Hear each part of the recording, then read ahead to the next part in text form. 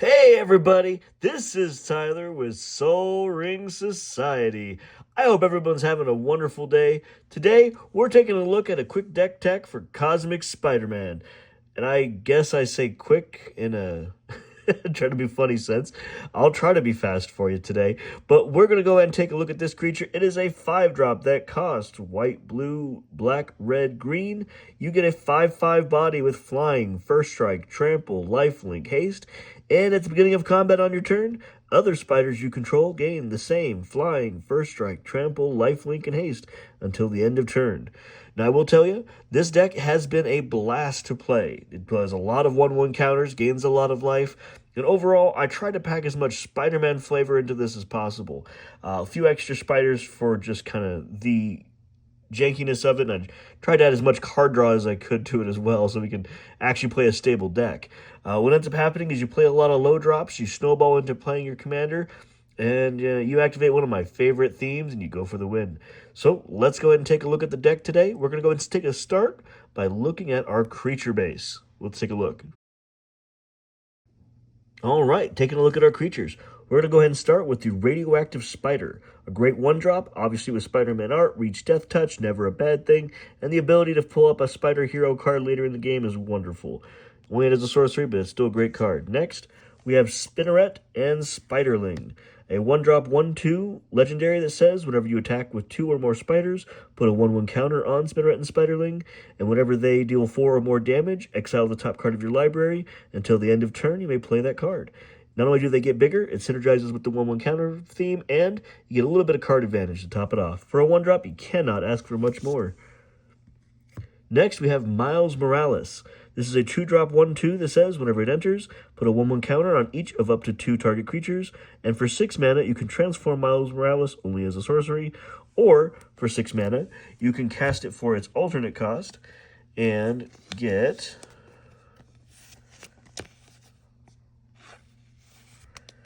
the Ultimate Spider-Man. Ultimate Spider-Man it has the camouflage ability for 2 that lets you put a 1/1 counter on Ultimate Spider-Man. He then gains indestructible and becomes colorless until the end of turn. And whenever you attack, double the number of each kind of counter on each spider and legendary creature you control. So because this deck does a lot when it comes to the 1/1 counter theme and to obviously spiders, then it just generally is a pretty powerful card. It is also a 4/3. So very good stuff as far as the ability to play Miles later in the game, and a very pretty card, so I'm very happy for that one. Next, we have Spiders-Man, the Heroic Horde. One of my favorite cards in this deck, and it's an uncommon, so that tells you something. But it does do a lot of the web slinging stuff. It's obviously a bunch of spiders. When Spiders-Man enters, if they were cast using web slinging, you gain 3 life and create 2/2/1 green spider creature tokens with reach. It's expensive for the ability.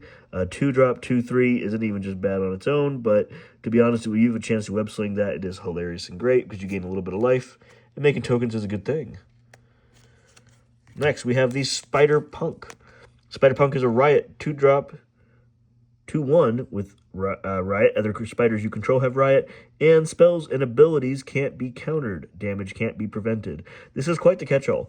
Stopping people from preventing their damage is wonderful. Stopping spells and abilities from being able to be countered stops your mono blue players and most counter lovers. And then giving Riot is always a fun thing as well. Either 1/1 counters and synergies or haste when you need it most. Spider-Punk. 2-drop, it does everything. Wonderful. Then we got Spider-Woman, Stunning Savior. She is a flying 2/2 for 2 with Venom Blast. Artifacts and creatures my opponents control enter tapped. A lot of times having that one turn, giving a little extra swing in, gives the ability where people can't just play a creature and hope to save their own lives. You get that turn to win. We next have Spider-Ham, 2-drop 2/2. It says, when Spider-Ham enters, create a food token and Animal Mayhem. Other spiders, boars, bats, bears, birds, cats, dogs, frogs, jackals, lizards, mice, otters, rabbits, raccoons, rats, squirrels, turtles, and wolves each get +1/+1. So not a ton there, but the spiders matter, so technically it's a lord.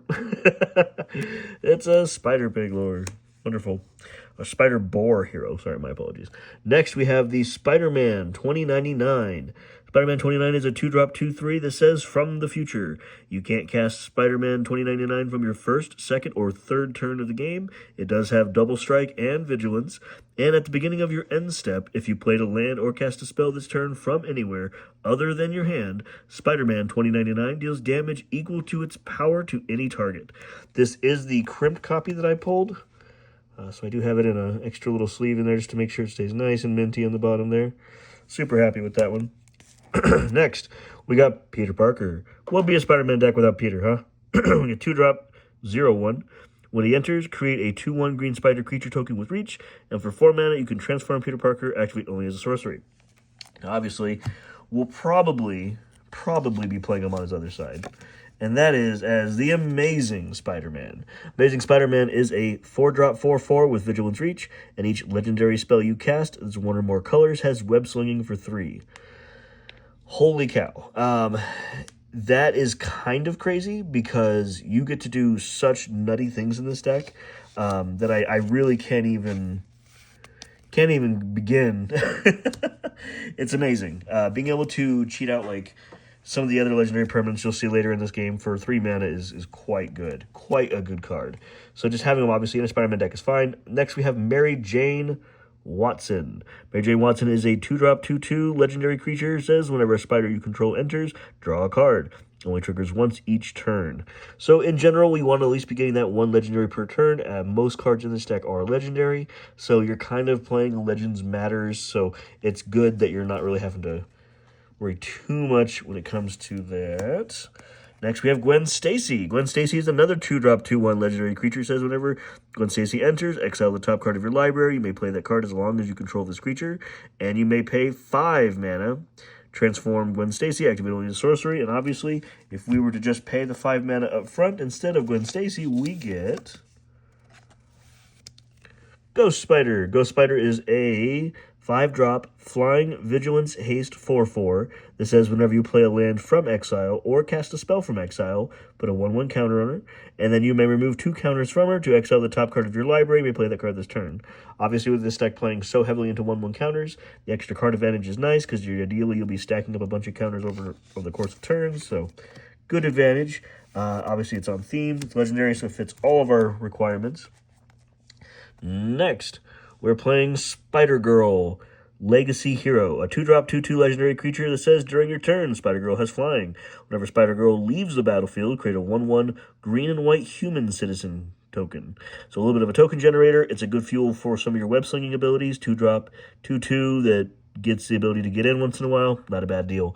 Good job, Spider-Girl. All right, let's take a look at the next card. And that is Arachne, Psionic Weaver, 3-drop 3/3 with web slinging 1 white.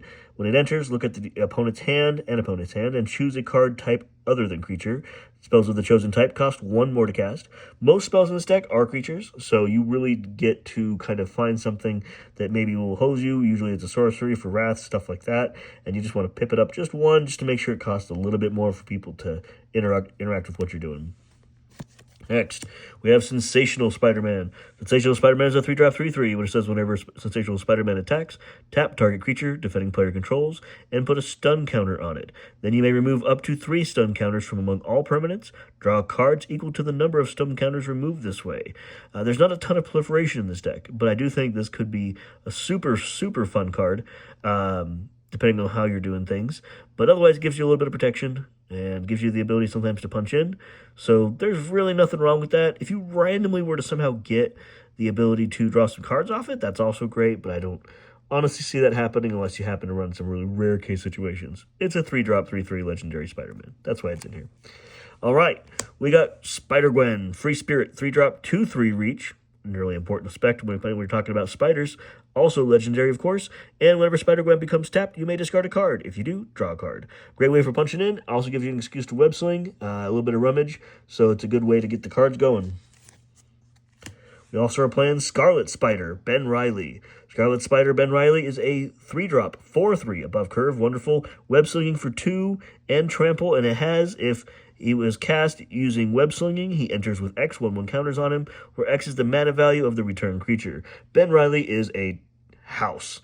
I just gotta say, this card is ridiculous. It has overperformed every single time I've ever web slinged. Because let's honestly talk about that. You're on turn 3. You attack with a 2/2. You get him out with 2 additional 1/1 counters for 2 mana. I mean, a 6/5 for 2 mana is insane with trample. So I think that's super cool. Just a normal, really, really powerful card. Probably make a good commander as well. So we got Symbiote Spider-Man, a 3-drop 2/4, legendary, of course. Whenever another creature deals combat damage to a player, whenever this creature does combat damage to a player, look at that many cards from the top of your library, put one of them in your hand, the rest in your graveyard, and you can find a new host for 3, where you exile this card from your graveyard and put a 1/1 counter on target creature you control, and then it gains this card's other abilities. You can pass on the suit. Kind of a cool effect. It's mostly in because it's a Spider-Man hero. It does do a little bit of digging. I'm not the biggest fan of it putting it in the graveyard because you're going to have some hard choices sometimes. But what is life without a little choice? Anyways, a 2/4 body isn't bad for 3. I wish it had reach, but could be better, could be worse. Still fun. Let's look at Arania, Heart of the Spider, a 3-drop 3/3 that says whenever you attack, put a 1/1 counter on target attacking creature, and then whenever a modified creature you control deals combat damage to a player, exile the top card of your library. You may play cards this turn. Play that card this turn. Great way to get a little card advantage. Then this deck is super hungry for it, being 5 colors and trying to be mostly Spider-Man flavor. You're kind of going to pull whatever you can. It's a legendary 3/3 for 3, so it's there. We also have one of my favorite strategies of all of Magic, and if you haven't caught on to that, you haven't been watching enough of my videos. I enjoy clones. So we got Clever Impersonator, which I'll probably upgrade to the Spider-Man art here now that I recently pulled it. I got a Shakasima, the Imposter, to make sure you don't have any legendary issues when you start copying, at least you're copying a first creature, because almost everything in here is legendary. We got Silk Spider Weaver, a 4-drop 3/5 with web slinging for 3. Whenever you cast a creature spell, create a 1/1 white and green human citizen creature token. And you can pay 5 creatures you control, get +2/+2 vigilance until the end of turn. So if you're not in the ability where you can produce your commander very simply, this does give you the ability to give a little bit of a good effect. Vigilance on most creatures at least means you can hold back and block. So there's really very minimal downside to it. I think it's good for the 4-drop slot to be slightly above in the defense curve. Again, wish it had reach because it's a spider, but we'll get there. All right, next we have Superior Spider-Man. A 4-drop 4/4 legendary, of course, with the Mind Swap ability. So you may have Superior Spider-Man enter the battlefield as any creature card in a graveyard, except his name is Superior Spider-Man. It's a 4/4 Spider-Human hero in addition to its other types. When you do, exile that card. So this does so many things. You get a cool card that's in a graveyard. You get to exile that cool card so the player who originally owns it don't have access to it anymore. And it is a clone effect, effectively. I am failing to see a problem here. Great Spider-Man card. Next, we have a very good card draw spell. This is the blue card draw that lets you draw cards when a creature you control hits an opponent. It's a 4/3 for 4 with flash, and when it dies, it returns to the battlefield as an enchantment. This is the fun art I have. Unfortunately, it came in Japanese, and I don't read it, but that's basically what I have memorized from that card. And we have Undercover Operative. Undercover Operative is a 4-drop 0/0 that says you may have Undercover Operative enter the battlefield as a copy of any creature on the battlefield, except if it does, it enters the battlefield with a shield counter on it if you control that creature. So it's very Spider-Man theme. I feel having some kind of like shadowy clone that, you know, is undercover. It feels like it's on the right path for the flavor of clone that I want. Also, we have a Spark Double. Spark Double is unique because it gives the ability to create a non-legendary copy with 1/1 counters on it. Again, super synergizes because everything in here is legendary, so you really want to maximize your ability to create the non-legendary versions. We also have Gwenom Remorseless, a 5-drop 4/4 with Death Touch lifelink that says, whenever Gwenom attacks until the end of turn, you may look at the top card of your library anytime, and you may play that card from the top of your library. If you cast a spell this way, pay life equal to its mana value rather than its mana cost. An amazing card. Super, super happy with Gwenom. Great card overall just for its ability to give you card advantage. Death Touch lifelink is certainly abilities I'm not upset about. I'm not even mad she don't even have reach. Great job. I wish it did. Still, not bad. 5 mana for Web Warriors. 4/3. One of the few non-legendary spiders in this deck. But whenever this creature enters, put a 1/1 counter on each other creature you control. So it's just a really good way to start the 1/1 counter synergies. A little late in the game, in my opinion, on 5. But if you're at this point, sometimes you have a nice little board of a bunch of those little 2 and 3, 4 drops. Maybe you just really want to buff them up. So great way to help them kind of get there and start that train. We also have SP//DR, piloted by Penny. It is a legendary artifact creature, Spider Hero, for 4/5, Vigilance. Whenever it enters, put a 1/1 counter on target creature, the synergies. Whenever a modified creature you control does combat damage to a player, draw a card. It's the effect, guys. We're looking to draw cards. We're looking to add 1/1 counters, and this does both. Wonderful. Next, we have Spider-Man, 2099, Miguel O'Hara. For 5 mana, 4/4, whenever it enters, return up to 1 target creature to its owner's hand, and whenever one or more creatures you control deal combat damage to a player, draw a card. It's a legendary Spider-Man that's not that bad off curve. Being able to return something to its hand, honestly, has been pretty good. Man, I can't say it's amazing, but the draw effect's what you're here for. Let's be real. Let's keep it going. We got Spider-Man Noir. It's a menace 4/4 for 5. Whenever a creature you control attacks alone, put a 1/1 counter on it, then surveil X, where X is the number of counters on it. So you do sometimes end in a position where you can only really swing one way, or maybe with one creature. That just happens in games of Commander. A menace 4/4 for 5 is not exactly the best rate in the world, but it is a legendary spider hero with pretty cool art. And the surveil can kind of get you out of bad card binds, kind of. It's a 1/1 counter synergy, so it hits all the right notes in the right way, just like a good Spider-Man Noir. All right. We got Spider-Man, Peter Parker, 5-drop 4/4. It says flying. Finally, a flying Spider-Man. Whenever you gain life, put a 1/1 counter on target creature you control. It gains indestructible until the end of turn. So this deck, obviously, its main commander does give lifelink, so there's many ways that it does that inherently, and this is just a really cool card. So there we go. We also are playing the Warrior of Light, also known as Joda, the Unified. Joda is a legendary creature cares. It says legendary creatures you control get +X/+X, where X is the number of legendary creatures you control. Whenever you cast a legendary spell from your hand, exile cards from the top of your library until you exile a legendary non-land card with lesser mana value. You may then cast that card without paying its mana cost. Put the rest at the bottom of your library in any order. This is really great because there's so many legendaries. It's basically legendary cascade. And when you hit this, it's good because you're getting 2 cards per turn, and then you're also buffing all of your other legendaries by the number of them. This is your coat of arms. This is a card engine. This gives you free spells. It does everything. It's great in this deck. I've only had a chance to play it one game, and it steamrolled the table as soon as it hit. So good job, Joda. Appreciate you. We also have the Anton Soldier. Anton Soldier is fun when it is a clone effect for a good old 6 mana.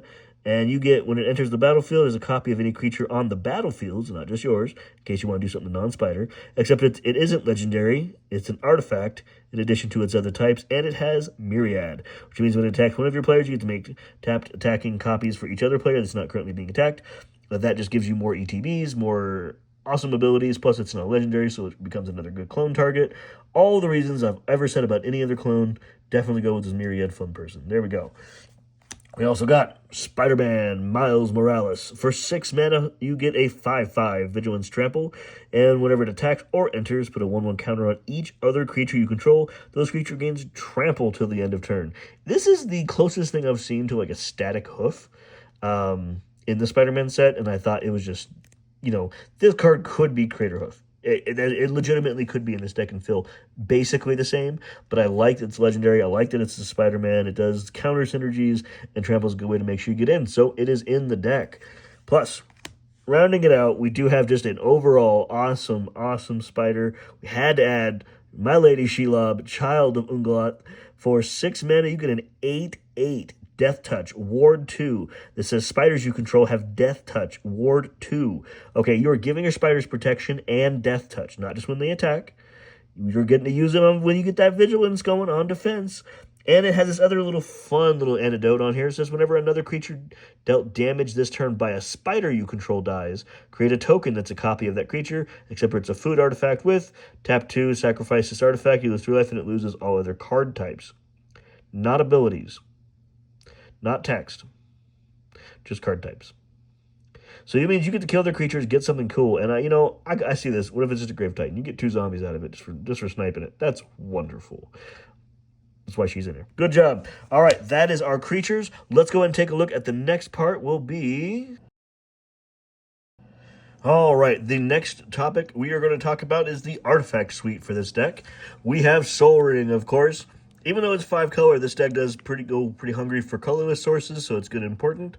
Otherwise, we actually take a really light package. We only do Arcane Signet, Mirror Box to help make sure we're not breaking the legend rule, and give each of our legendaries +1/+1 for any time they share a creature name with them for 3 is a really great choice.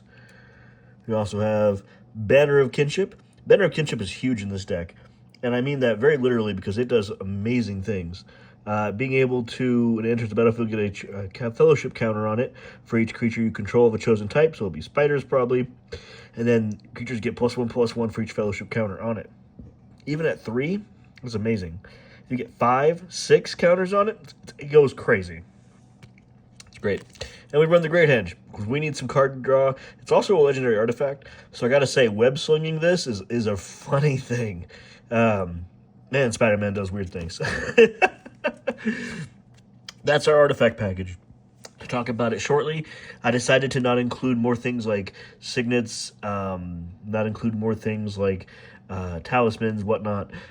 Normally in a 5-color deck, you really want to try to make sure you're getting those, but I also really wanted to make sure I had as much Spider-Man as I could in this deck, and as little true acceleration. Like, I want to do some things, and you'll see those later when we talk about different parts of it, but that definitely play into that role, but it's going to be more Spider-Man related. So let's go and get into our next one, and we'll jump right in. Let's go and get into our next one, and we'll jump right in to enchantments, and that is here with Cryptolith Rite. Cryptolith Rite is a simple 2-drop enchantment that says creatures you control have tap. Add 1 mana of any color to your mana pool. It's a really great card. Lets you use your creatures for mana. Sometimes your creatures can't exactly swing, but they might be able to power out your next spell that can. So that's what they're here for. Terra Symbiosis. Of course, since we're adding 1/1 counters, we want to add a little card draw for it. Whenever it's a 3-drop, it says whenever you put 1 or more 1/1 counter on a creature you control, you may draw that many cards. Do it only once each turn. Most of the time, that's only going to be 1. But sometimes, if you're ever putting multiple counters on something, Terra Symbiosis can really go off. It gives you that consistent card draw that you want in a good game of Commander. We have Kellen Joins Up for 3. When Kellen Joins Up enters the battlefield, you may exile a non-land card with mana value 3 or less from your hand. If you do, it becomes plotted.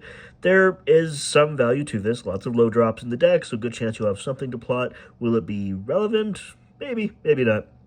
More importantly, though, it's here. It says, whenever a legendary creature enters the battlefield under your control, put a 1/1 counter on each creature you control. Again, just creating those little synergies, that is exactly what we're looking for here, and that is why Kellen Joins Up is in the deck. Next, we have the Amazing Alliance. Creatures you control get +1/+1 for 3 mana. That's not a bad lord rate on its own, but it also has, whenever you attack with 1 or more legendary creatures, you gain that much life. Since this deck has legendary creatures matters, this is a really great little anthem that gives you the ability to go with a lot of life gain.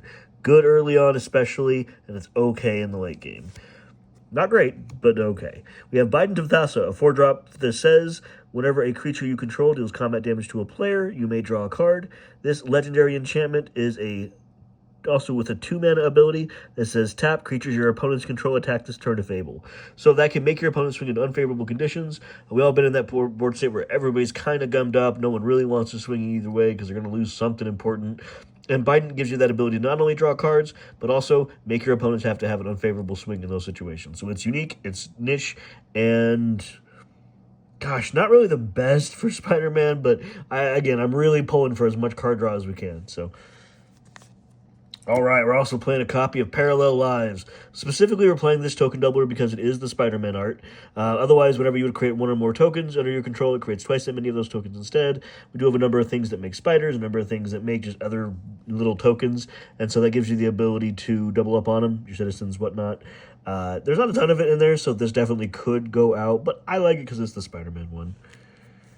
All right, we also have the Clone Saga. Clone Saga is super sweet. We all know I love clones. This is literally Spider-Man clone dot thing. So we got Surveil 3 on first chapter, second chapter, whenever you cast your next creature spell this turn, copy it, except for the copy isn't legendary. We all know how important that is. Then you get to choose a card name. Whenever a creature with the chosen card name does combat damage to a player, this turn, draw a card. Again, it's card draw, it's clones, it's Spider-Man. It's what we're doing. And Surveil isn't bad for card advantage. Card selection, maybe. We also have Smothering Tithe. Speaking of tokens we like to make, Treasures is one of them. Again, this deck can be very mana hungry, so we do want to make sure not only we're drawing a ton of cards, but we're making as much mana as we can. And I know I'm a person that never shies away from asking a person, would you like to pay the 1? So you think I'm going to stop you from asking me, would you like to pay 2 every single time you draw a card? Yes, I'll be happy to. People who draw so many cards like this deck need to have ways to be regulated, and this card at least gives you something out of it. Hopefully, if you're drawing enough cards, you just win the game. Also, kind of a pet card of mine, we have Righteous Cause for 5. Whenever a creature attacks, you gain 1 life. That's not just your creatures, that's everybody. So this gives you kind of a nice little static way to gain a bunch of life. Honestly, I don't think this is a necessity for this deck. I honestly think this could probably go better in a couple other decks. So this is definitely a flex slot for me for this one until I find something that really just speaks to me a bit more. Might be another card draw piece. It's just, I do kind of want to balance out its ability to stay in the game, and that can be a bit of an issue when you're trying to swing every single turn. So we got Kindred Discovery. Kindred Discovery says, when it enters the battlefield, choose a creature type. Whenever a creature you control of the chosen type enters the battlefield or attacks, draw a card. It is a 5-mana card. Okay, let's be honest. The fairies are definitely not Spider-Man related, but that is a really good card for card draw. It's also some blue pips in there, so we have some reason to play some of those extra blue lands. It's a good card. I like it. We also have All Out Assault. As, when Spider-Man's backed up, you go all out. Creatures you control get +1/+1 and have Death Touch. Whenever this enchantment enters, if it's one of your main phases, there's an additional combat phase after this phase, followed by an additional main phase. Whenever you attack this turn, untap each creature you control. That is so important, because if you get to play this your first main, boom, drop it. Everyone gets +1/+1 Death Touch. Whenever you attack next this turn, you get to untap, you get the extra combat, and that just feels like you should be winning the game with this. I think it's a super good card. We also have Spider-Verse. The legend rule doesn't apply to spiders you control. Whenever you cast a spell from anywhere other than your hand, you may copy it. If you do, that token, you may choose new targets for the copy. If the copy is a permanent spell, it gains haste. Do it only once each turn. Because we're trying to make copies and we are playing Spider-Verse, that's what we're doing in this deck, guys. Yeah! So let's go. We got Imposter Syndrome. Imposter Syndrome is a 6-drop enchantment. We're getting up there. Whenever a non-token creature you control does combat damage to a player, create a token that's a copy of it, except it isn't legendary. And whenever, okay, that you can see where if you have Spider-Verse out, you're punching people with your spiders every turn, you're not making 1 or 2 Spider-Man. You're making 2 or 3, sometimes more every turn. And that is, gosh, that's amazing. And you're doubling your tokens because you have Parallel Lives out, so you can see where the snowball can certainly happen. We also have Web of Life and Destiny. So 8 mana Convoke. Beginning of combat on your turn, look at the top 5 cards of your library. You may put a creature card from among them on the battlefield and the rest at the bottom of your library in a random order. So this gives you the ability to get a free creature out and at beginning of combat, which is always nice. A little bit of free advantage to keep up with some of the more unfair decks in the world are great. So that is our enchantment suite for this deck. Very enchanting. I do like the setup. Like I said, there is a couple cards that are probably on the could be in, could be out, depending how I'm really feeling for the matchup. My group, it's good to have some static life gain, so just having a little bit to keep you in the game is nice to get those bigger plays out. So now let's take our attention over to the next card type, and that is spells. We're going to start off with Winds of Change. Winds of Change says each player shuffles the cards from their hand into their library and draws that many cards. It's a 1-mana spell that on turn 1 says, I appreciate everybody carefully selecting your hands for what would work best for you. What if I said no? I like it. It's Spider-Man art, and it's so weirdly placed in this deck. It's a Nekuzar card, let's be real. But I think it's sweet for the Spider-Man feel. We also have some protection magic, so you get to put a shield counter on up to 3 target creatures. For 2 mana, that's not too bad. Shield counters are great because they protect against the destroy effect, extra damage and all that goodness, so it gives you a little bit of flexibility in your protection. It also feels a little better, so you're not always casting, other spells you can't protect, and it's good on 2. Like, it gives you that low cost. It's important for multiple creatures. We also have Boros Charm. Boros Charm, 2 mana. The important effect on here is permanents you control get indestructible till the end of turn. You could give something double strike. You could do 4 damage to a player or a planeswalker, but you're probably going to give indestructible to your permanents. Speaking of that, we have Indestructible Formation for 3. Creatures you control gain indestructible till the end of turn. If you cast it during your main phase with Addendum, you get to put a 1/1 counter on each creature you control, and they gain Vigilance. So not only is this a protection spell, it's super flavorful because it also adds the 1/1 counter theme to the spell. And we have Flare of Fortitude at 4, but you can sacrifice a non-token white creature rather than pay its spell's mana cost. I don't see that coming up a ton, but anyways, 4 mana for until the end of turn. Your life total can't change, and permanents you control gain hexproof and indestructible. So another way to help protect your board against the number of wraths you're likely to face. Also, this card in here isn't bad. You do want a little bit of card draw. It's really in here just low for because of Spider-Man art and Unexpected Windfall for 4. Face it, Tiger. You hit the jackpot. Instant, the initial cast the cost of the spell, discard a card, draw 2 cards, create 2 treasures. So it's helpful. Like, I'm not going to say it's bad. Your land flooded a little bit, gives you the ability to filter a bit more. The card draw isn't bad. Just go to the 1 for 2. You're really paying 2 cards for 2 cards, and you get to make 2 treasures. So there's some extra value and instant speed if you're not doing much else. We also have a Chroma's Will. A Chroma's Will is an amazing card that says, for 4 mana, choose one. If you control your commander, you may do both. Creatures you control gain Flying, Vigilance, Double Strike until the end of turn, and the second part is creatures you control gain Lifelink, Indestructible, and Protection from all colors till the end of turn. So it's a great way to end the game, especially since if you don't have your commander out, it kind of gives you these pseudo abilities of the commander plus, and you get to get in for what is usually a game-winning amount of damage, or enough to keep you in the game with all that extra lifelink. And we have a Rite of Replication. We are going big on the clone theme in this deck. We want to see all the spider people. So we're kicking it with a 4 mana, kicker 5. Create a token that's a copy of target creature. If the spell was kicked, create 5 of those tokens instead. I mean, let's go.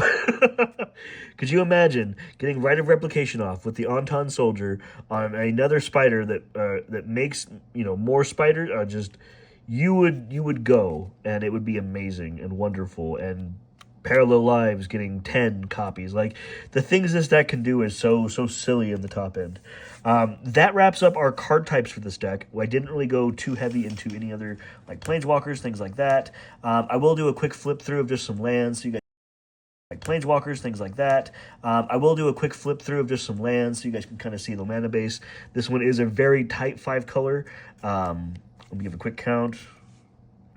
At 37 lands, and it is so tight because I actually ran all the color pips, and I did some math, and I figured out kind of where my spread was in the deck, and I determined that this would kind of meet my most likely recommended needs based on a random sampling of card draws. So let's do a quick flip through. Only the first real important ones I want to kind of pop with here is going to be of course the command tower.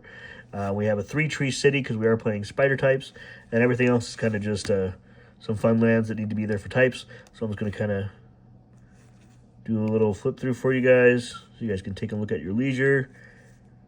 I don't often do show lands, but just because this is a 5-color deck, I feel a lot of people end up having questions about what's appropriate in a deck. I value things being untapped. I value card types.